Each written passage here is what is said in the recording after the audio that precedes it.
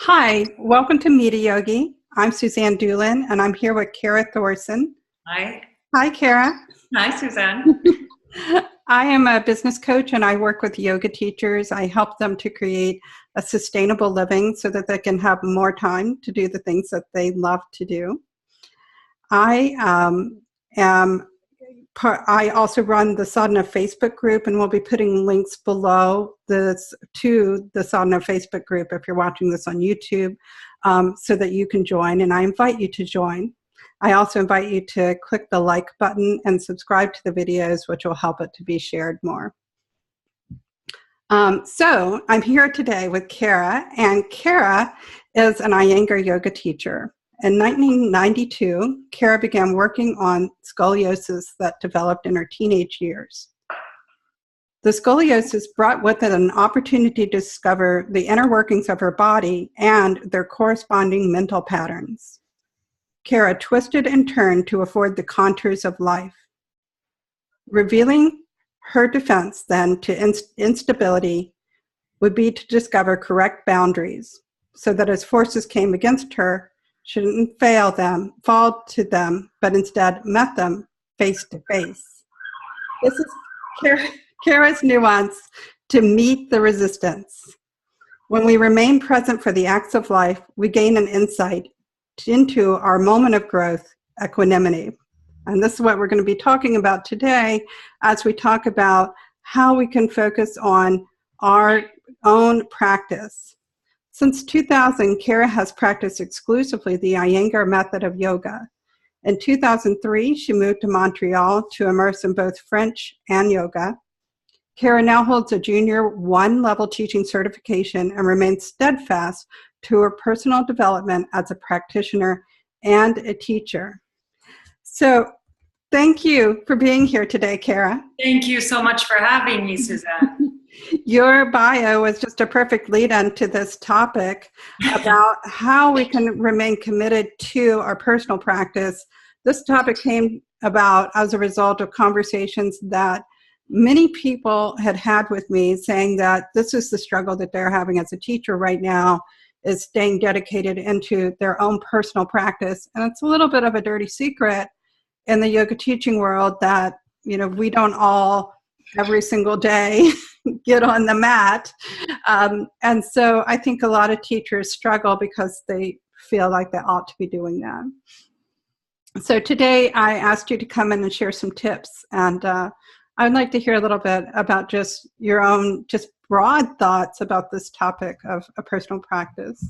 Well, okay, interestingly enough, yes, I tend to be one of those that starts at the end and has to move to the beginning. So I'm not really sure where my home practice started before my class attendance started. And so it really began in 1992 when I moved to New York City. And I just started practicing in the morning. I knew that it was going to be something that was going to help me with the scoliosis, and I was obsessed with where everything was placed in my body and therefore where it was all placed in my mind. And so I began with a practice in the mornings before I would go to work. And it really, I didn't really think much about it. It kind of just happened. And I did it from a book, The Yoga, the Iyengar Way, and just created my practice, followed the book, and did the things. And then it started becoming more and more into my life. And I realized, okay, this is what it's doing. And I would go to a class here and there and explore on those measures. But it was really my home practice, just me and my home practice for years before I decided that I wanted to take it to the next steps and actually start studying. That book, Yoga, the Iyengar Way, has a series of postures and sequences that you can follow. Is that what you were doing? No, at first I just was kind of taking random poses. You know, I would just look and see what a pose was and what it meant. And I would just see the ones that spoke to me for the moment. And then I saw that there was sequences. And so then I started trying to match the sequences, and then I would just go back and do whatever, or then I would just stretch, or, you know, and I found that, you know, for that first year, because I was working with with something. Like I had a goal. There was a goal to get into that scoliosis. So it made it easier to focus on one thing and discover something. But I found that first year was so transitional. I always felt like something was shifting, or something had to crack, something had to pop, something had to move. And then all of a sudden, I remember one day it was just like, it's gone. It's gone. So like one shift that needed to happen in the skeletal system was gone, but I'm still working with it. I still find it every single day in my practice. And so it's interesting. It's just become more subtle. Was your scoliosis, I mean, you've mentioned it as the, the impetus for your practice. So it must have been quite strong. You must have had a pretty severe. It was strong enough that they wanted to consider a brace or surgery. And my mother was like, no. The brace she probably would have said yes to. Surgery she never would have agreed to. And I thank her for that. Surely I thank her for that. But then it came to a point, somehow I grew out of it, or maybe I started standing up straight, or maybe the fear of having a brace or having surgery straightened me up, because that's when I was only like 13 or 14 when that happened. So I didn't get into yoga at 13 or 14. I got into it at 22, I think. And that's when you started to really kind of work with your scoliosis as your primary focus for your practice. Yeah. My primary focus for my practice was definitely figuring that out. Where and why and what, and I'll tell you, wow, there's a lot in there. I know this could be another call, but I'm just kind of curious if there's anybody who has scoliosis, what kinds of moves have you found to be particularly useful for that? I haven't found any moves to be specifically useful for it. It's how I do everything. So it isn't in any one or the other that I find is more helpful than not, but it's how I go after what I'm into. And the more I practice and the more I learn, then the more I understand which poses would be chosen and why. And how, and depending on what you're dealing with. So it's not a prescriptive, like take 3 down dogs and call me in the morning type of thing. Exactly. It really isn't. And it takes some time to get in there, because before you see a physical structure in front of you that's crooked. And depending on the age of that physical structure that's crooked, you have a whole psychology you first need to deal with. So it can take a very long time before you get into their body, because a scoliosis is there because it had to adapt to something. So it's stubborn. And so that mental pattern is there as well on keeping it there because it's a security. And I remember there was an Oprah Winfrey show, maybe it was an Oprah Winfrey show, and it was this kid who had, now he was a grown man and even an old man, that was harbored by a family in the Netherlands during the Holocaust. And he was in the attic. And so for 5 years, I think he was in the attic. And I remember seeing this, and I think I was 14 or 15, and his body was the shape of the attic that he must be living in. And that may have been the actual first time that I realized everything is a barrier. Everything is a structure that we grow into. And that man grew into his scoliosis because he was a child growing and was in an attic. And that has always stayed with me. And he ended up marrying the woman that housed him and one of the kids. And it was a beautiful story. But I was floored by that, because I thought, wow, okay, there is structural and there is functional. We can give it to ourselves, or we can create it ourselves, or we can be born with it, rather. Sorry. Right. Yeah. And it's sort of what you're saying about this meet the resistance, that we're, really, as we start to approach these physical limitations, really we find that we're approaching our mental limitations. Absolutely. Primarily that really, become that sort of attic that imprison our bodies. Exactly. It's like we can get away. I can get away from the prisoner of your character, but you can't get away from the prisoner of your character. We are prisoners of ourselves. And so if we don't break out of those molds, then Well, speaking of sort of the limitations, as we were thinking about this call this week, one of the things that I was thinking about is that, what's tough is not practicing, and what's easy is practicing. And so do you feel that same way, that when, it's like the practicing feels easy. And then, but if I'm not attending to my practice, and that I feel like there's always a struggle between what I feel I meant to be doing and what I am doing. Yes, we get flogging ourselves for sure. And that's an interesting topic, and what I was saying. Well, actually, that's the topic last week. And if you want to, I'm glad that you said it, because it's very directly related to this conversation. Okay. So I'll be putting a link in for the next video to be the one that we did last week about self-talk, which is really very insightful about that whole thing about sort of flogging yourself. And we had a long call about it. I'm not going to repeat the conversation that we had, but I do think that it's a very intricate part, an integral part of this conversation of a practice, is that sort of how do we talk about ourselves. Yeah, it's part of my notes for sure. So let's talk about what we had put in for 3 tips to really get started. And I was curious what your tips are. Okay, well, I do have my tips. But first, I wanted to start with, in Light on Yoga, what BKS Iyengar says about our practice. And so if you don't mind, I'm just going to read a small verse. Can you hold up your book? This is the book Light on Yoga. I have the silver version of it, but you can buy that version of it today, because it's the ones that you can get online of that are they're pirated copies that are being made in India. So this one that Kara's showing is the one that you should be looking for if you don't already own the wonderful book Light on Yoga. Yeah, it really is the Bible. So he says in the chapter Yoga Asana, hints and cautions for practice of asana. The requisites: 1, without firm foundations, a house cannot stand. Without the practice of principles of yama and niyama, which lay down the firm foundations for building character, there cannot be an integrated personality. Practice of asanas without the backing of yama and niyama are mere acrobatics.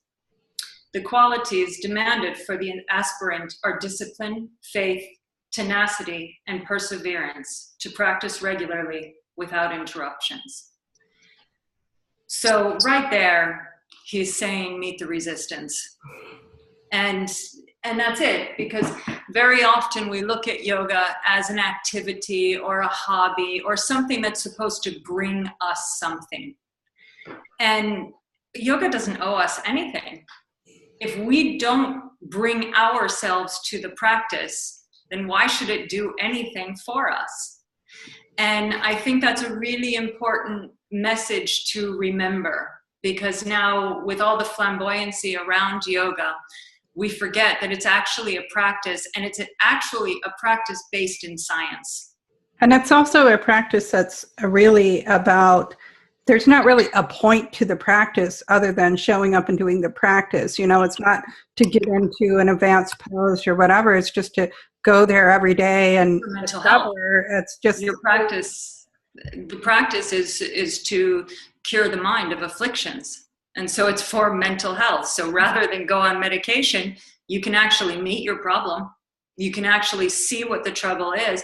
And there you have the moment to change.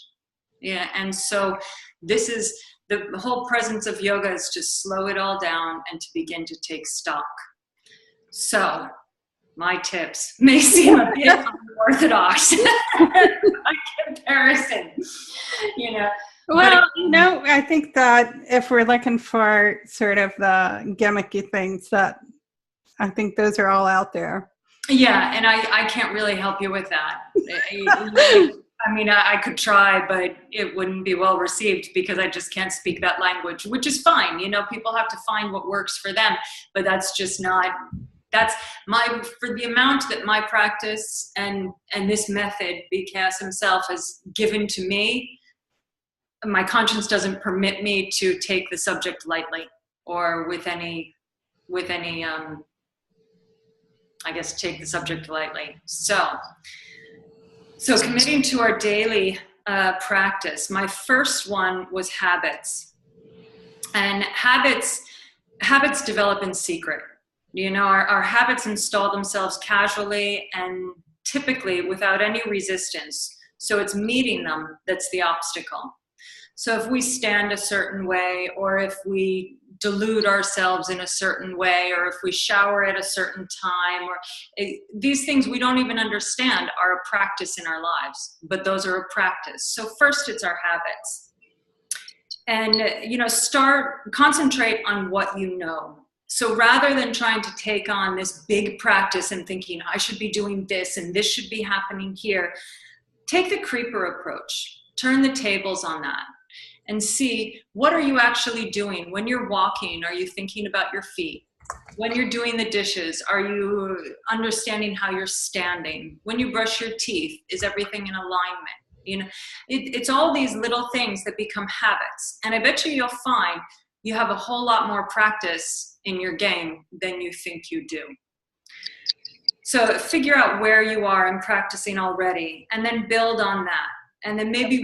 So let me just clarify that what I'm hearing is that in these moments of habitual action, such as brushing your teeth or climbing the stairs, or when we're already, you know, always in movement, really, that you take that moment to check in and reflect upon, you know, exactly what is this habit creating in you physically. Yoga is in everything we do. So it's how we open our door. Do we open it violently, or do we open it trying to figure it out? I know my house is over 100 years old, so there's a little finessing that needs to go on. Am I forcing that door? Am I pushing? Or it's in everything we do. So are we doing everything we do with the skill in action and with the consciousness that keeps equanimity? And so that presence is really important. And that's the niyamas and the yamas. And like he says right here, if those aren't already present, the rest of it can't come. We have to have some kind of motivation and stability in our lives already. And probably if you're looking for yoga, you're looking to either create that or you've got it already. This actually, this topic about sort of connecting with existing habits, we did a call on that 2 weeks ago with Joe Robertson related to pranayama. So if people are interested in this idea of tiny habits, he spoke about that quite at length in that one on tiny habits, and we'll put the link in for that one as well. But this is a little different from what he was discussing. However, I think that you could take the concepts that he had of the tiny habits and again, incorporate what you're talking about, like becoming attentive. He was doing it as attentive to your breath. And here we're talking about becoming attentive to physical presence and posture. Absolutely. I remember one day I was walking with my roommate down 2nd Avenue. And we were just walking and, you know, not talking, but just walking. And he looked at me and he goes, "Is there ever a moment you're not thinking about where your body is?" And I was like, "How'd you know?" And I was like, "No, there's never a moment that I'm not thinking about the mechanics. Like, that's the way my brain works." And that's the way it works now that you've trained yourself to do it. No, but this was like back in 1992 when I was living in New York City, you know, it's like, that was the beginning of the process. That's what my brain works like. And I guess this is why it's just a natural progression for me to be in yoga, the Iyengar way, because it's a pragmatic love. And I like that. We had a question from the line before you get into your next tip. From the person online, she said, "I teach at a hospital and the focus for the class is a healthy back. People have scoliosis, fusion in the back, bulging discs, and etc. Is there a specific book on scoliosis, or should we concentrate on light on yoga? People are so afraid to challenge their bodies or to hurt a little in their practice." And I'm curious if since I know that you've studied scoliosis, if you have any particular books that you might recommend. There are definitely scoliosis books from Iyengar teachers. There's Back Care Basics. Hang on, let me go get them. That one is Elyse Miller. Back Care Basics. Back Care Basics? No, that one's not. That's someone else.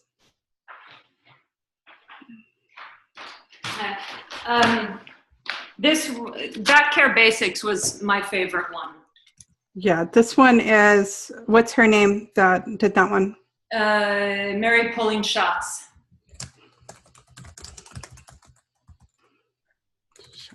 And she was my favorite. And this book is an older book. Yeah, so this one's been quite a classic book. This is a newer book, and in all honesty, I haven't, I got it because it looked really good, but it's not necessarily how I would work. This looks like the same people that have put out Yoga the Iyengar Way and How to Use Yoga. Well, she's an Iyengar teacher, and so she's definitely followed that path. And she's not incorrect. I mean, a lot of these things I've done in my own practice for me, but I'm not sure I would be able to transmit that. Maybe I'm just not skilled enough, who knows? But I'm not sure that I would take this approach with someone. But it's neither here nor there. I would probably make more, I don't know what I would do actually. So I also put another one just because I like this one for beginners. It's called Yoga for Wimps. And I love this book. And it's not necessarily a back care one, but it's kind of nice in that it has pictures of people who are beginners in there. And so it's more of a sort of, it's like not gentle, it's just more sort of beginner. And I think, but a lot of the books show people who are so skillful at it, and it's just nice to see a book where it has models that are not the same. I agree. Yeah. So I want to get into more. She's got scoliosis, fusion in the back, bulging discs, etc. So she's in the hospital now. Are they? Is that from impact, or have they been in accidents? Like, what kind of a hospital is? Or you teach your classes at a hospital, and are you working with people that have had impact injuries, or tell me what? Or are these maybe doctors and nurses? Yeah. So let us know, and we'll continue on with our conversation. Oh, a new message came in. Okay, because I'll be curious. The general hospital history on that before I would know how to tell you, because if they're afraid to move, that again is something that they have to meet the resistance if they want to get better. But I have to know a bit more about what they're dealing with before I would say force them to do something, because maybe that would be the worst situation ever.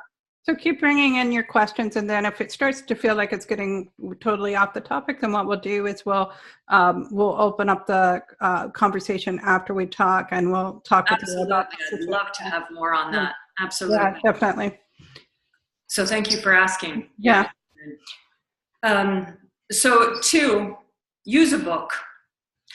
I learned from a book, and I think that a book is so much better in many ways than videos, because you go on YouTube or you go on Instagram, and even me, I'll go and I'll see these people practicing, and I think, oh my God, I should do that. Oh, why aren't I doing that? That's not, oh my God. But you'll get lost in all of this. And then again, the practice is lost.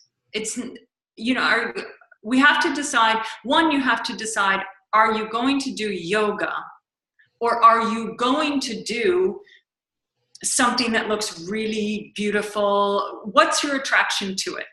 And for me, there's nothing sexier than Iyengar yoga for me, because when I see a body and a mind in complete harmony, and action and word and everything in complete equality, I think, there it is. Bring it. I don't want any imbalances. I don't want any headaches. That's someone I can deal with. But so when I see that, it's like, that's where I want to go with my life. When I see BKS in practice, and I look at these pictures around, and I see human potential, and we can be better than we are, but we have to meet the resistance. And that means stripping away our vanity. So just as far as studying with a book, Obviously, Light on Yoga is a classic, and you talked about Yoga the Iyengar Iyengar Way, which does include practice guides. Another one that we just mentioned that also has beautiful layout per practice is How to Use Yoga, which is also an Iyengar book. And yeah, this is Yoga the Iyengar Way. And then I believe it's the same teacher did How to Use Yoga, and it's very specifically laid out for you to practice with that book. You know what? For the beginner, it is absolutely brilliant because you see the pose and you do the pose and then you become more interested in the pose. And so then you read about it and you read the cues and then it's like, oh, wow, okay. And she asked if you could show the book again, and I'll type it in. It's called How to Use it's Yoga the Iyengar Way.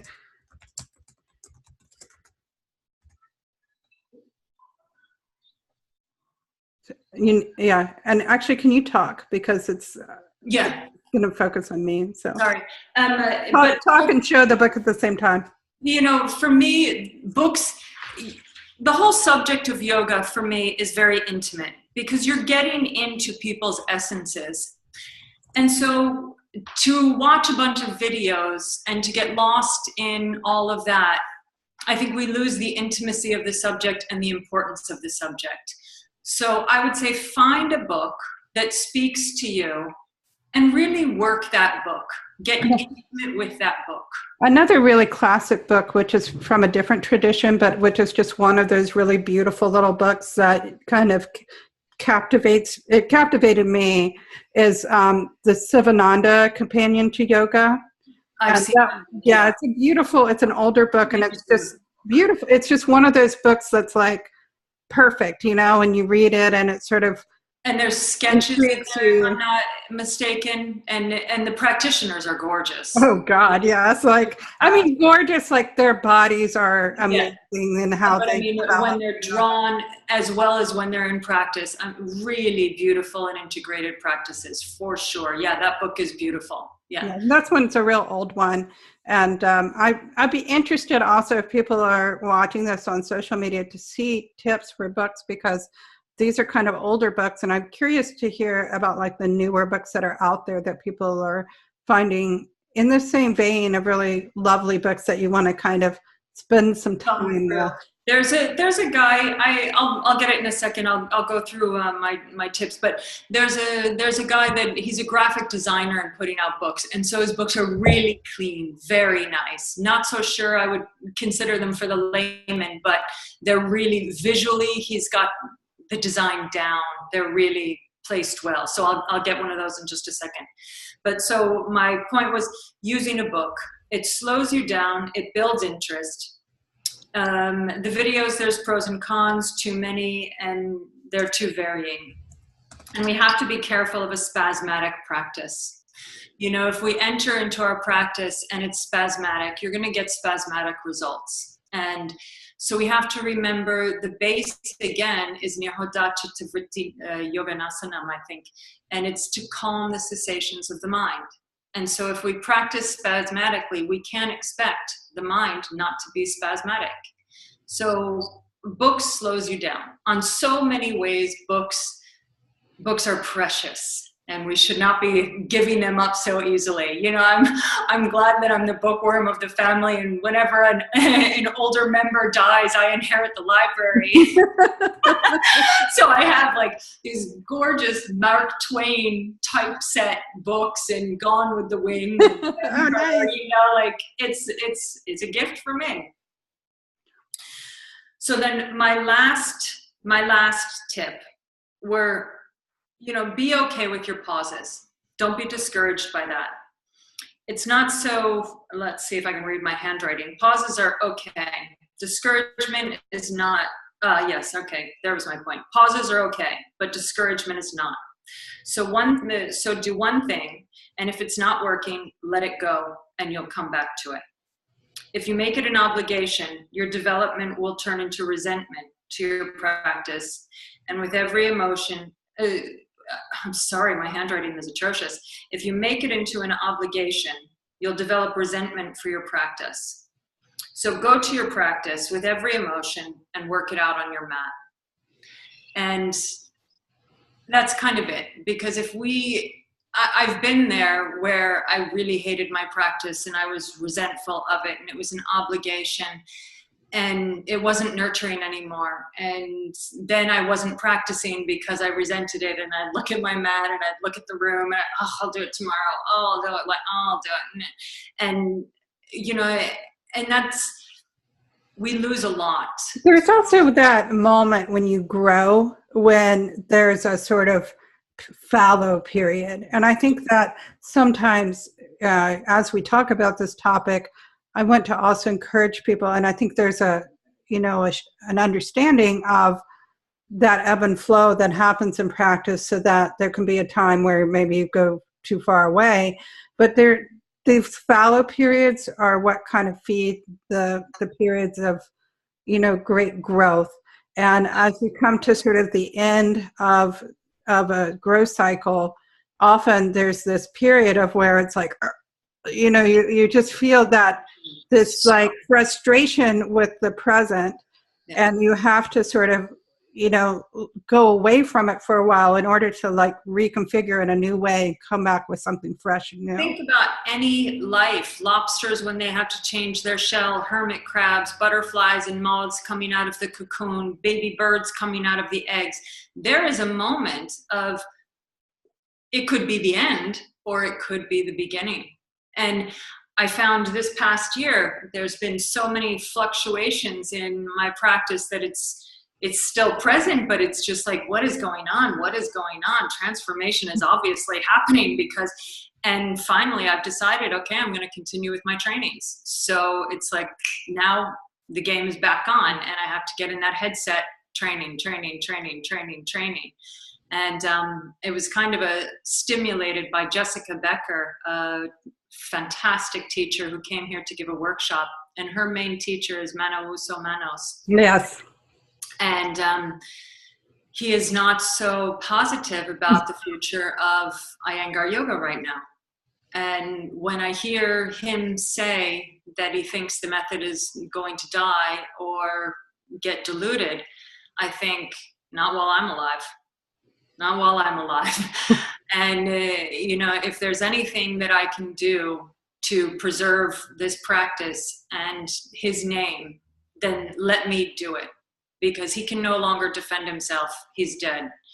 And the generation that was tightly under his wing, they've had enough. They've done, they're out there teaching and spreading the word, but they've had enough. They've already lived the high life. And that generation, and this is a big theme for me, and actually part of the program that I'm putting together is specifically about how it's so important to carry on the work of your teachers, and that you can't be a weak link in the chain. Because, you have to, when you've really, for example, like for me, I've studied quite a bit with Eric Schiffman, and there aren't that many teachers who have really worked that closely with him. Yeah. And so he's not totally retired. I was just in touch with him, and I think he's still sort of in the game in some way, but he's not actively teaching this year. And he's, as he's starting to be less out there, it's like all of those teachers that did take the time to really get to understand his work, I feel like we're obligated. And so whatever fears that we have about going forward, should be pushed forward by the fact that we have an obligation to carry on the teaching of the teachers Absolutely. that we studied with. And that's why I thought, okay, that must be the transformation, because I've been on the bridge with, okay, do I want to be wrapped up in it again? Do I want to, or do I just want to teach and live? But I think, in order to go to the next level, you really have to meet the resistance. And if going for the assessments is taking my head and I don't want to be judged and I don't want to be, then I need to be judged. Then I need to be there. And so I thought, okay, here we go. Well, I also need a teacher that puts a fire under me. And I haven't had a teacher that puts a fire under me in a long time, but I found one that will put a fire under me. So So are you going to be studying with Mano Espinosa? No. I'm going to be studying with Renata Ventura. Oh, okay. Yeah. I was like, good luck with that. Yeah. Oh, I don't mind him so much. I'm taken with him, actually. I didn't know how I'd feel about him because I study with Fike, and, he's so, Fike is just, this, like, I don't know, I can't even say charismatic, but you just love him. Everybody just falls in love with him because he's so easy to love. And so, I knew that Manosa was different, and I was kind of, but I thought he was great. I thought he was great. He's intense. He's the real deal, for sure. Yeah, I had never been with a teacher who had a questions and answers session at the end of the workshop, and he did. And I was like, oh, good call. That's a nice idea. Yeah, because BKS did that very often. And I really appreciated that he took the time and listened to questions and gave responses. And I like how observant he is with his vocabulary. I enjoyed him a lot. And I guess years ago, he was much more of, he was different. But I think that he too has kind of mellowed out and seen, okay, this is what I can do. This is how I can be of service. And we all get older, we all get older too. And I know in my own way, my practice has changed a lot. It's just different, we all. Well, I want to thank you so much for taking time to share these ideas with us. And I like that they weren't just sort of, like little tricks. It's like really making us think about what is the commitment. I really appreciate the time that you took to think about how to really think about, go back to the basics of why is yoga important to us, and how do we find a deep commitment to it, and not just, getting on the mat without an intention to it. Mm-hmm. Especially what you were saying, your first thing about the, coming with the yamas and niyamas, that, it's about the focus that we bring to our practice, and not just the fact that we managed to stumble out of bed and get on the mat. Mm-hmm. Yeah. Thank you. Yeah. I appreciate that. Thank you. Yeah. It was very inspiring. I appreciate that. Me too. I appreciate you appreciating it. Thank you. And with that, we're going to wrap this up. I want to answer your questions. So we're going to stop the recording in a minute, and I just want to thank you, Kara, for coming here. I want to let people that are watching this video on the replay know that we'll have links below to Yoga Equanimity, your studio in Canada, and as well as your Facebook page, so that people can get in touch with you if they're interested in working with you or just in talking with you. Not to plug myself, but let me plug. Oh, please plug yourself.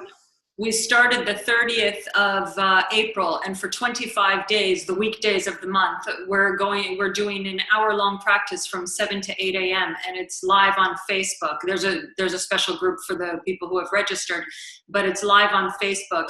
And I think there's 28 of us right now. And they're all really happy, and it's developing their practice. It's repetition. It's very slow, working with the larger bone cast, the pelvis and the shoulders.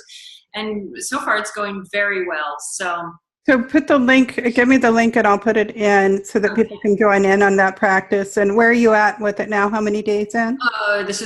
Tomorrow's the third day. Oh, okay. So people can still hop in on that. So what a great way to recommit to your practice is exactly something new.